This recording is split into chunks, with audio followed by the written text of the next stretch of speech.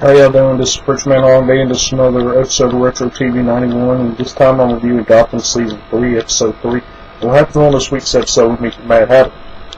And he's looking for his sister, Alice, and she has this condition where if somebody touches her blood, they get poisoned. And it's different for everybody that she touches. So, we find out that she was working at this bar, and she got burnt, and her blood got on the counter. So she had to burn down the whole place, or she got cut. Somehow her blood got on the counter, and she had to burn down the whole place to disinfect it. And the guys who she was working for was mad about this. Well, the reason we find this out is because Jim Gordon is hired by the Mad Hatter to find the Mad Hatter sister, and Jim doesn't know that the Mad Hatter is evil. So he was looking for Alice, and he finds out about this. So then he finds Alice and tells her that her brothers look for her, and her brother hired him to find her. And she tells Jim to stay away from her and not take her to her brother because he's crazy. So Jim goes talk to the Mad Hatter, and he is trying to get answers, and the Mad Hatter winds up hypnotizing Jim and is about to make Jim jump off the building and kill himself.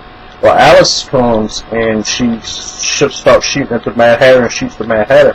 And then it looks like his trance is off of Jim. Jim's falling off the ledge and grabs on the ledge, and Alice pulls him up. Well, we find out in previews for next week's episode that the Mad Hatter still has a hold on Jim. We'll find out about that more later next episode. Well, what else is happening?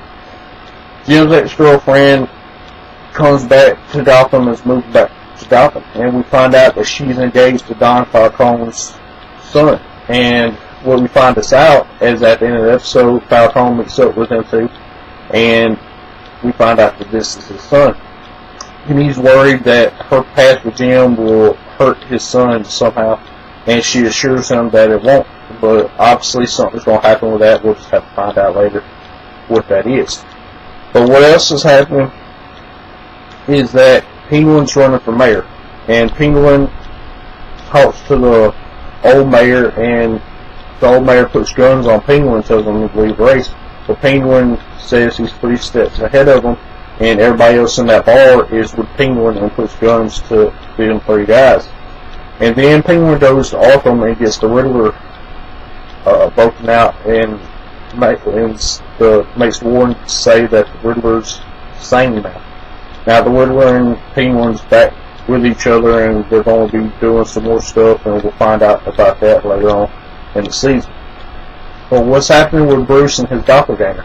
Well, Bruce and Alfred's trying to find out what's wrong with this kid and find out how this kid started to look like Bruce. And this kid can't feel pain, so he puts his hand over a candle when he's eating, and he gets burnt, but he can't feel it. Then when he's boxing with Alfred punches him in the nose, busts his nose, and he doesn't feel it. Well, then Selene comes in and talks to Bruce, trying to find Ivy, and Bruce says he can't help right now because the doppelganger, if he's helping the doppelganger, he don't tell Selena that. Well, then the doppelganger mocks Bruce's voice and then cuts his hair like Bruce to look like Bruce. And then he goes and picks up Selena and is acting like Bruce and gets Selena to get the call with him. That's all that really happens in this week's episode. My question for y'all is, now that the Riddler is out of Arkham, what will happen between him and Penguin? What would they do? As always, for Preacher Man R&B, this is Preacher Man R&B signing out. Guys, YouTube is awesome. This has been another episode of Retro TV 91. See y'all next time.